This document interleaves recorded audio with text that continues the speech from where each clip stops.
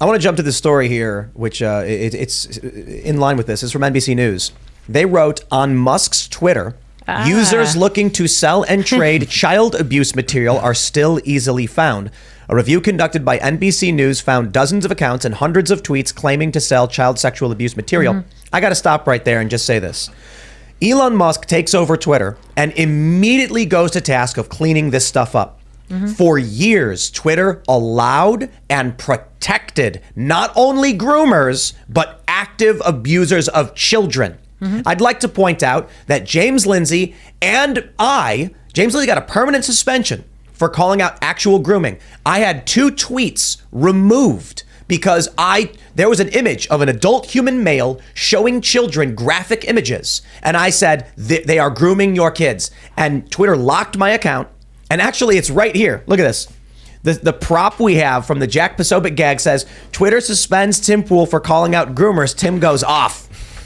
Now, Elon Musk comes in and almost immediately cleans up a good majority of this. All of a sudden, now the corporate press is like, on Elon Musk's Twitter. Where was any of this reporting when this was going on under the nose of Jack Dorsey and Vijay? Conspiracy theory.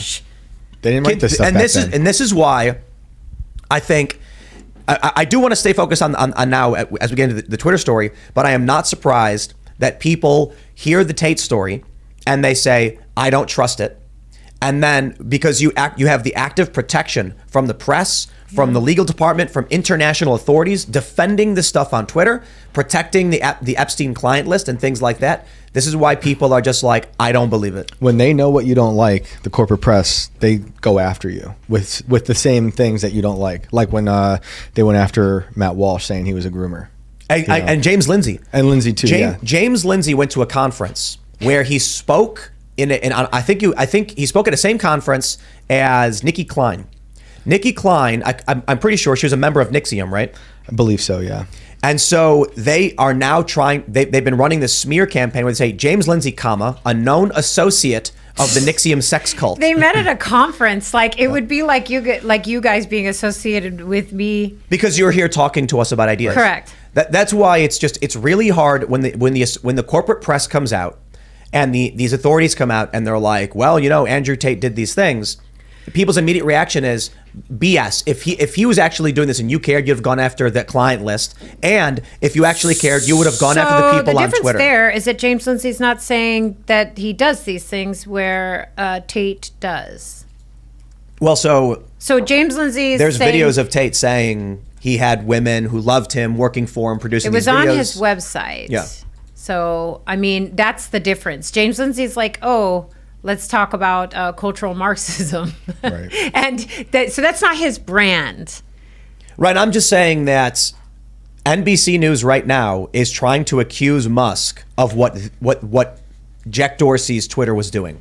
And 100%. Not even a question. And Elon Musk is trying to shut it down. Yeah. Well, number one, Musk inherited a crime scene. He inherited a decades old problem. And I used decade as sort of a benchmark. I'm sure I could go back further, but that was when the first piece in The Guardian that I've been able to find, there could be others out there, talking about the child sexual abuse material problem on Twitter, was a decade ago. So that's Elon crazy. Musk purchased a platform that had a decades-old problem, and now the corporate press, once again, first and foremost, I'd like to pull up every article that the corporate media wrote about this issue on Twitter specifically prior to Elon Musk purchasing this platform. How about every article from Salon and the New York Times that have been actively defending pedophilia, or the TED Talk from that woman where she actively defended it. There was recently, New Zealand? Is it New Zealand now? That's not. They're using the word maps. They're using the phrase maps. Scotland. Scotland. Yes. Scotland. Oh my God. These people are groomers. It is obvious what they're doing and why they're doing it, and they're using this now against Elon Musk because. Accuse your enemy of what you do. They're projecting. Yeah, we saw the cultural landscape. We saw the groundwork being laid for this larger kind of grooming activity for a very long time, and it's so insidious. It's so dishonest. It's so insane that there's corporate media outlets literally calling for excusing a lot of this behavior by calling it minor attracted persons. A police department in Scotland used that against a known pedophile. So seeing this, and also seeing, individuals like Yoel Roth, the former head of trust and safety at Twitter, who literally wrote a thesis supporting children using Grindr. And now finally the corporate media has a problem with this kind of behavior because Elon Musk is in charge of Twitter. That's bullcrap. They were aiding and abetting it for such a long time, and this goes along with I don't know. Let me know what you think, but this goes along towards a larger agenda trying to normalize a lot of this sick behavior. I fully agree. That's exactly what I think it is. I wish I had better news for everyone. That's exactly what it is. No, I'm serious, because if they can make the world so sick and depraved, what have we become as a society? We won't fight back. If we won't fight for children, we definitely won't fight for our own freedom under tyranny. I was talking to James Lindsay at Turning Point USA, and then we went up on stage, and James brought this up. It starts with Drag Queen Story Hour. And then when you come out and say drag is an adult, inherently sexualized performance, they go, no. These are just people in costumes reading books. It's like if they were just like a fairy princess. And you're like, no. Drag is effectively stripping and burlesque. Okay, it's like burlesque and not appropriate for kids, but they're only reading books. Then they graduate to drag queen, all ages, all ages drag show. Now they're actually doing the burlesque, but it's a dance show with a costume change. Then you get San Antonio, sexual, and in Florida they did it too, bringing kids out, talking openly and overtly about sex, simulating sexual activities, because the whole process from start to finish was grooming. Yeah. Then you have social media promoting degenerate behavior, showing a lot of outrageous content, especially in people's user feeds, especially on Instagram, of some of the most borderline pornographic content that you could even imagine. And then you have, of course, porn that's readily available, free for everyone. As long as you have an internet connection, you could get to it. And a lot of children are getting it to it. And it's rewiring their brains in very negative ways, over-sexualizing them, making sure that they can never have a strong family unit. And when you break down the family unit, you have more people being victims. You have more people being picked off. You have more people being on their own and left in a more vulnerable situation. And I think, there's many layers to this, and we could keep compounding it and we could keep connecting the dots, but there's a lot of freaking dots. I know people with kids in elementary school who saw some text messages about these young kids talking about being like in polyamorous relationships. I mean, I guess my question actually, I'm in a room with men. How do men feel about the world headed in this direction? It's anti-human. But I guess at a certain point, I do kind of wonder when the men are going to do a thing.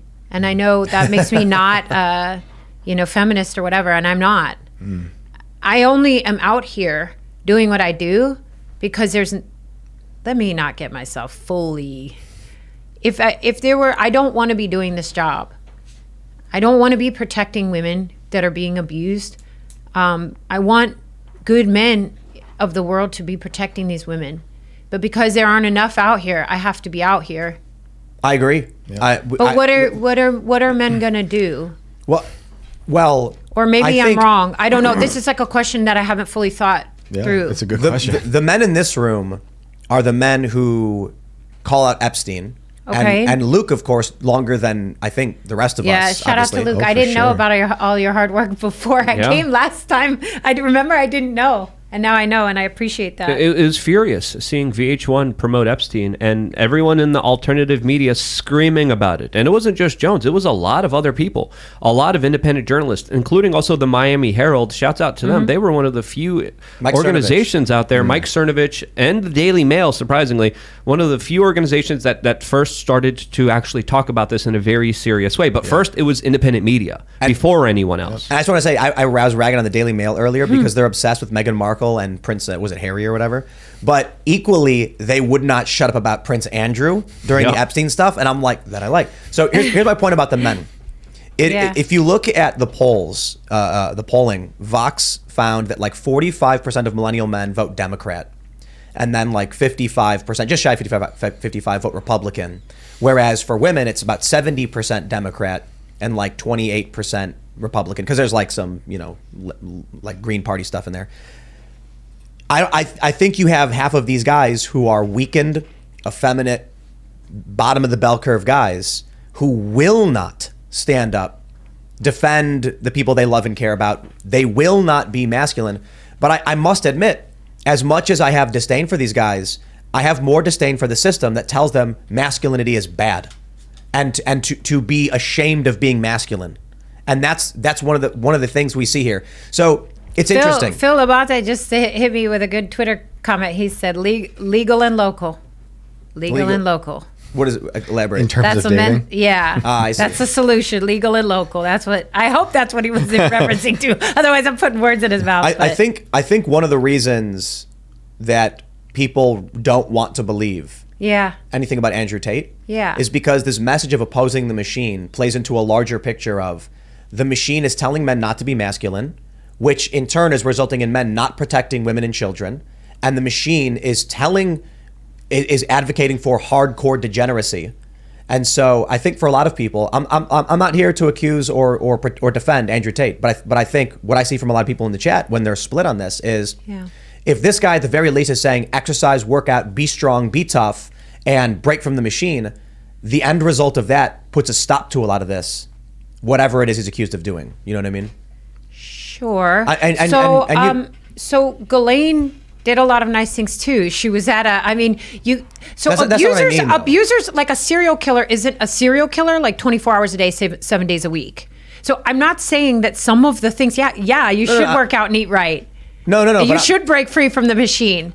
And you should, I'm not saying every man has to be a masculine man, because that's not a thing that I believe. But I mean, yes, you should work out and eat right. You should break free from the machine. You should break free from the matrix or whatever. You should be red pill, white pill, past all that, but you should also not abuse people. I think a lot of the problem is a consequence of what Luke was saying about the family structure being destroyed. And a lot of people today, a lot of men today don't have father figures, and they're raised with the government being their parent, the colleges being their parents. If they have a stay-at-home mom or dad, that parent is out all the time. So they're kind of being raised by, I think, mostly bad people. But also, when you're not strong, when you don't have a family unit, you're vulnerable. And Exactly. The predator class, which is made up of a lot of psychopathic politicians and billionaires out there, preys on a lot of individuals who can't defend themselves, who are not strong enough to do so, or if they are victimized, they're not going to be able to go to anybody because they have no family member in order to protect them or even report that they're missing. Thanks for watching this clip from the Timcast IRL podcast. Hang out with us live Monday through Friday at 8 p.m.